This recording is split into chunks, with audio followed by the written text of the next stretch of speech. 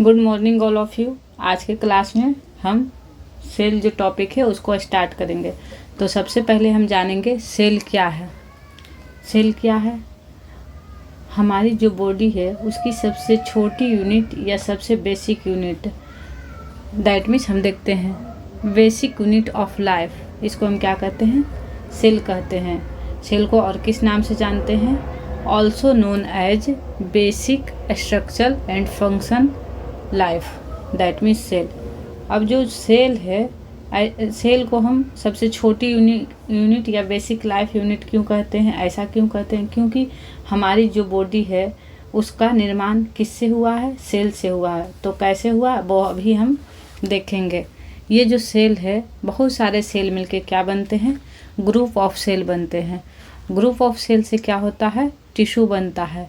और कई सारे टिश्यू मिलके जिसको बोलते हैं group of tissue. Group of tissue मिलकर क्या करता है? ऑर्गन का निर्माण करता है।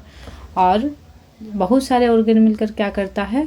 जिसको हम बोलते हैं group of organ. Group of organ जब मिलता है तो क्या बनाता है? ऑर्गन सिस्टम का निर्माण करता है। और एक ऑर्गन सिस्टम, कई सारा ऑर्गन मिलके ऑर्गन सिस्टम का निर्माण करता है। और ये ऑर्गन सिस्टम हमारी बॉडी का निर्माण करता है। तब हमारा जो सेल है, सेल से क्या होता है?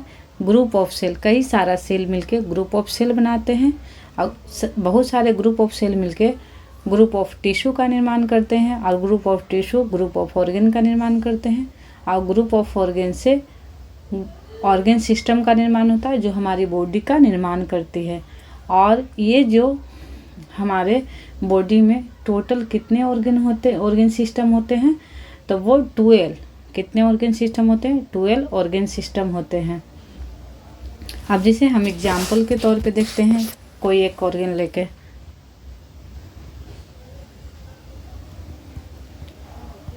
ये है लीवर। लीवर एक ऑर्गन है। ये कब बनता है? तो इसको बनने के लिए क्या क्या हमको चाहिए? टिश्यू चाहिए।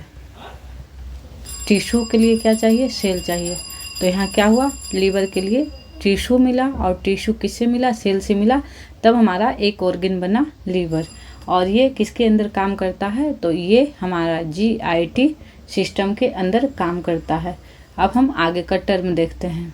अब इसी में आता है, एनाटॉमी में ही सेल पढ़ना है तो हम इसका थोड़ा जान लेते हैं। एनाटॉमी में क्या होता? Study of structure.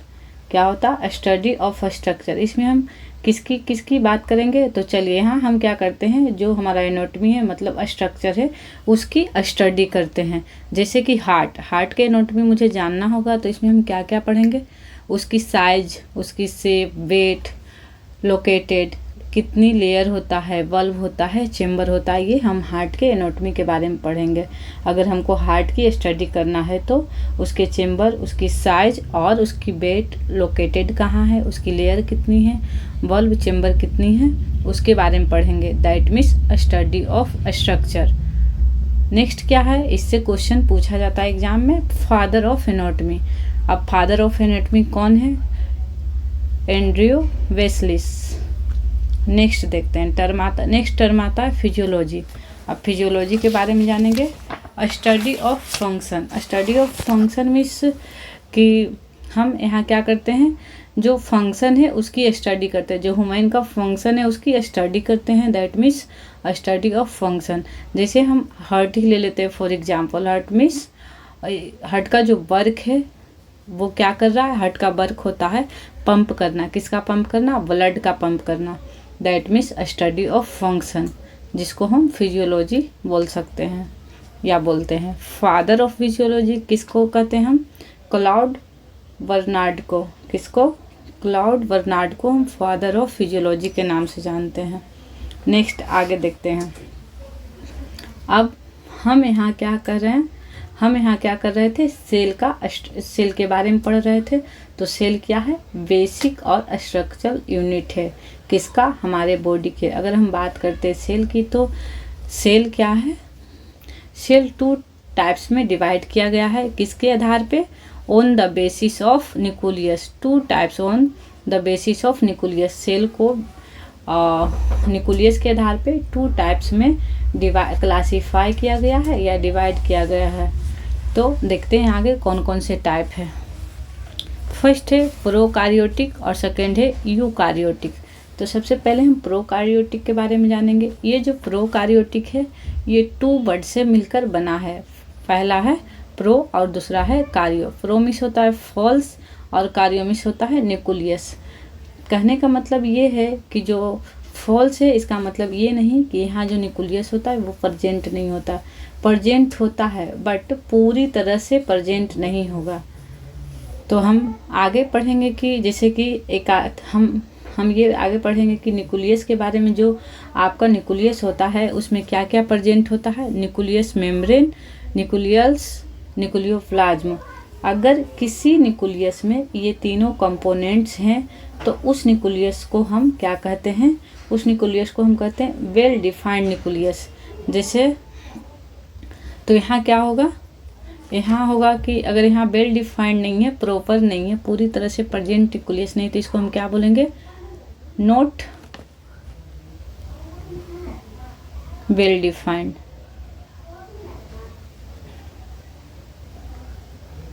Not well defined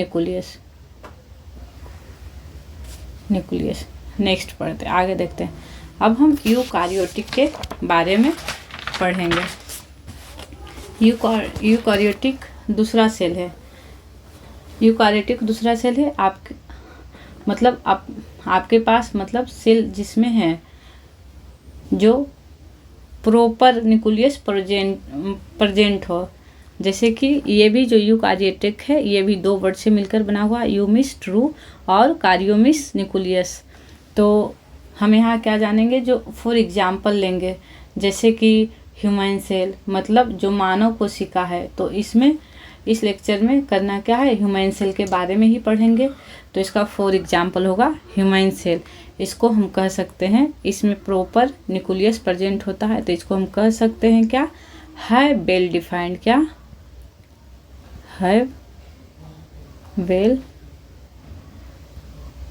defined nucleus. यहाँ क्या होता है, यहाँ आपका न्यूक्लियोप्लाज्मा, न्यूक्लियस मेम्ब्रेन तीनों प्रेजेंट होता है।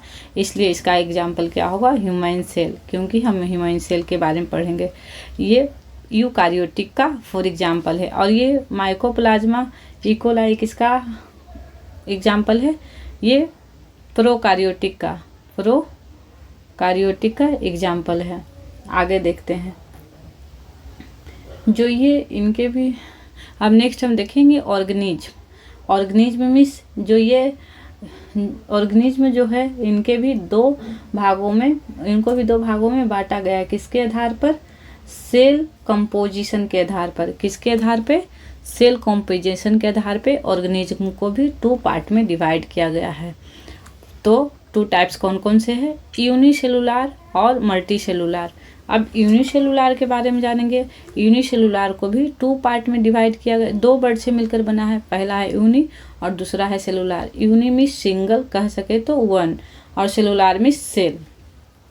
तो जो यूनिसेलुलर होता है वो सिंगल सेल से बना होता है, जिसका फॉर एग्जाम्पल हम लेंगे बैक्टीरिया, अमीबा। अब हम देखेंगे मल्टीसेलुलर दैट मीन्स एक या 2 से ज़्यादा कोशिका से मिलकर जो बना हो उसको बोलते हैं मल्टीसेलुलर।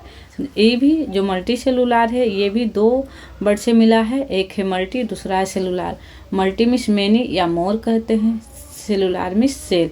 अब मल्टीसेलुलर का फॉर एग्जाम्पल कौन सा आएगा, तो वो आएगा ह्यूमन मीन्स सोशल। ह्यूमन को हम और क्या बोलते हैं, सोशल एनिमल के नाम से जानते हैं, जो सामाजिक एनिमल होते हैं सोशल। इसको जो सोशल एनिमल होता है ये किसने दिया था, एरिस्टोटल ने कहा था सोशल एनिमल ह्यूमन को। ऐसे ऑर्गेनिज्म जिनके बॉडी के अंदर सेल की नंबर या सेल की संख्या कितनी है, दैट मीन्स मल्टीसेलुलर, जिसको हम बोलते हैं ह्यूमन। नेक्स्ट देखते हैं। अब हम सेल के बारे में पढ़ रहे थे, तो सेल को देखेंगे आगे कि अब अपना टॉपिक चल रहा था सेल क्या है, बेसिक यूनिट ऑफ लाइफ है। तो सेल की एवरेज देखेंगे। तो सेल की एवरेज क्या होती है, 10 to 20 माइक्रोन। क्या होती है, 10 to 20 माइक्रोन।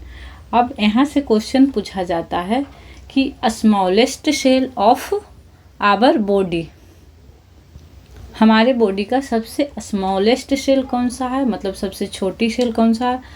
यहाँ मेल या फीमेल नहीं पूछा है, तो यहाँ हमारा सबसे स्मॉलेस्ट सेल क्या होगा, स्पर्म। क्या होगा, स्पर्म। अब मेल में पूछा जाता है कि स्मॉलेस्ट सेल ऑफ मेल, तो उसका भी आंसर हमारा क्या होगा, स्पर्म ही होगा। अब आगे पूछा जाएगा कि female, smallest cell of female, तो इसका क्या आंसर होगा, तो इसका आंसर होगा प्लेटलेट्स। क्या होगा, प्लेटलेट्स। क्या होगा, प्लेटलेट्स। नेक्स्ट है लार्जेस्ट सेल इन बॉडी, यहाँ मेल या फीमेल नहीं पूछा है, तो लार्जेस्ट सेल इन बॉडी, तो लार्जेस्ट सेल इन बॉडी क्या होगा, ओवम होगा। क्या होगा, ओवम होगा, जो क्या होता है 130 माइक्रोन होता है। क्या होता है, 130। अब फीमेल में पूछा है कि फीमेल में लार्जेस्ट सेल इन बॉडी क्या होता है, तो वो भी ओवम ही होगा। अब नेक्स्ट पूछा है मेल में लार्जेस्ट सेल कौन होता है, तो नर्व सेल होता है, नर्व सेल। अब हम आगे पढ़ेंगे हिस्ट्री ऑफ सेल के बारे में कुछ इतिहास जान लेते हैं। तो जब भी हम सेल का हिस्ट्री पढ़ेंगे तो उसमें सबसे पहले एक नाम आता है रॉबर्ट हुक के बारे में। किसके बारे में, रॉबर्ट हुक के बारे में। तो जो रॉबर्ट हुक थे वो क्या किए थे, सेल का डिस्कवर किए थे। क्या किए थे रॉबर्ट हुक, सेल का डिस्कवर किए थे। अब ये जो रॉबर्ट हुक सेल का डिस्कवर किए थे वो कौन से सेल का डिस्कवर किए थे, तो रॉबर्ट हुक डेड सेल का डिस्कवर किए थे। और डेड सेल का डिस्कवर इन्होंने कब किया था, 1665 में किए थे। अब ये जो सेल डिस्कवर किए थे, जो सेल होता है बहुत क्या होता है, स्मॉल होता है, स्मॉल या माइक्रोस्कोपी होता है। क्या होता है, माइक्रोस्कोपिक होता है। तो इसको देखने के लिए वो कोई इंस्ट्रूमेंट बनाए थे जिसका क्या नाम है, कौन से इंस्ट्रूमेंट से वो देखे थे, किस इंस्ट्रूमेंट से उन्होंने रिसर्च किया था, तो वो था डबल ग्लासेस माइक्रोस्कोप। क्या था, डबल ग्लासेस माइक्रोस्कोप। तो ये किसने बनाया था, रॉबर्ट हुक ने। अब इससे क्वेश्चन आता है, who is the father of cytology, who is the father of cytology, तो इसका आंसर क्या हो जाएगा, रॉबर्ट हुक। क्या हो जाएगा, रॉबर्ट हुक। साइटोलॉजी मीन्स क्या होता है, साइटो मीन्स होता है सेल, अलॉजी मीन्स होता है स्टडी करना सेल के बारे में। जिन्होंने सबसे पहली बार कौन किया था, तो रॉबर्ट हुक ने किया था। नेक्स्ट क्वेश्चन है Anton von Leeuwenhoek. Next name है एंटोन वॉन लियोनहुक। अब जो एंटोन वॉन लियोनहुक थे इन्होंने भी क्या किया था, सेल का डिस्कवर किया था, सेल का डिस्कवर किया था। तो इन्होंने कौन से सेल का डिस्कवर किया था, डिस्कवर द लाइव सेल। इन्होंने लाइव सेल का डिस्कवर किया था, दैट मीन्स जिंदा सेल का डिस्कवर किया था। और ये सेल को देखने के लिए कौन से माइक्रोस्कोपिक का यूज किया था, इन्वेंटेड मॉडर्न माइक्रोस्कोप। अगर मॉडर्न माइक्रोस्कोप पूछा जाए तो Anton von Leeuwenhoek, double glasses microscope. क्या, डबल ग्लासेस माइक्रोस्कोप, तो रॉबर्ट हुक। अब इससे क्वेश्चन आता है father of modern microscope. Father of modern microscope हम किसको बोलेंगे, तो वो हमारा एंटोन वॉन, क्या, एंटोन वॉन लियोनहुक ही होंगे, लियोनहुक ही होंगे। Who is discover cell, who is discover cell, तो ये क्या होगा, रॉबर्ट हुक। रॉबर्ट हुक 1665 में। नेक्स्ट क्वेश्चन है who discover dead cell. Who discover dead cell कौन किया था, तो वो भी Robert Hooke. Who discover the live cell, तो कौन से होंगे, Anton von Leeuwenhoek, Anton von लियोनहुक।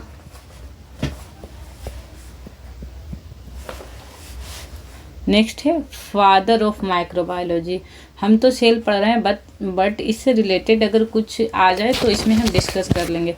Father of microbiology, तो फादर ऑफ माइक्रोबायोलॉजी भी कौन है, एंटोन वॉन लियोनहुक।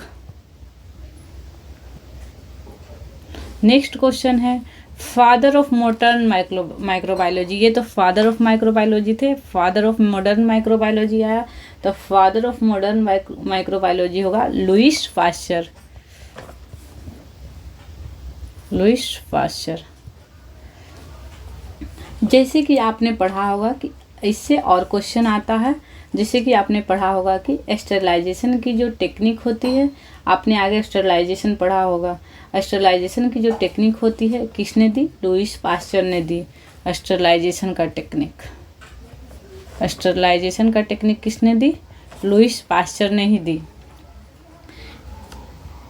जो कि हमारे हॉस्पिटल में यूज होता है इन्फेक्शन कंट्रोल करने के लिए। हॉस्पिटल में सबसे ज़्यादा यूज किए जाने वाले जो स्टेरलाइजेशन मेथड है वो कौन सा है?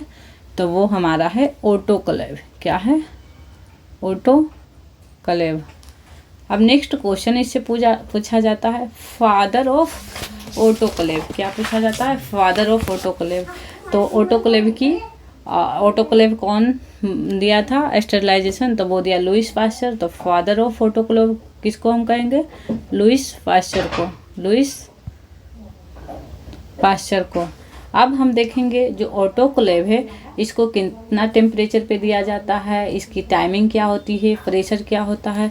तो इसका टेम्परेचर होता है 121 डिग्री सेल्सियस और टाइम होता है 15 to 30 मिनट्स। और प्रेशर क्या होता है? 30 lbs पर इंच। अब जो पाश्चुराइजेशन है, अब एक वर्ड आता है पाश्चुराइजेशन। ये किसकी स्टेरलाइजेशन के लिए किया जाता है? तो ये मिल्क के लिए किया जाता है। हम देख लेते हैं, लास्ट टॉपिक है पाश्चुराइजेशन। ये किसकी स्टेरलाइजेशन के लिए की जाती है? ये भी एक तरह का स्टेरलाइजेशन ही है। ये मिल्क को स्टेरलाइजेशन के लिए किया जाता है। इसमें एक बैक्टीरिया होता है, उसके लिए पहले ही हम काउ मिल्क लेते थे, उसमें एक बैक्टीरिया पाया जाता था। तो इसको भी किसने दिए? इसको भी लुईस पाश्चर ने दिए। तो पाश्चर के नाम पे इसको पाश्चुराइजेशन दिया गया नाम। ये भी एक स्टेरलाइजेशन का तरीका है। अब ये इसका जो 3 मेथड है इसके स्टेरलाइजेशन का, तो वो कौन कौन है अभी हम देखते हैं। आपने आगे पढ़ा होगा। फ्लश, पहला क्या है? फ्लश। सेकेंड है होल्डर। तीसरा है वेरी शॉर्ट हाई टेम्परेचर। तो आज का क्लास हमारा इसी के साथ समाप्त होता है। नेक्स्ट क्लास में हम सेल का आगे पढ़ेंगे। तो आज के लिए इतना दोस्तों, मिलते हैं नेक्स्ट क्लास में। Thank you all of you.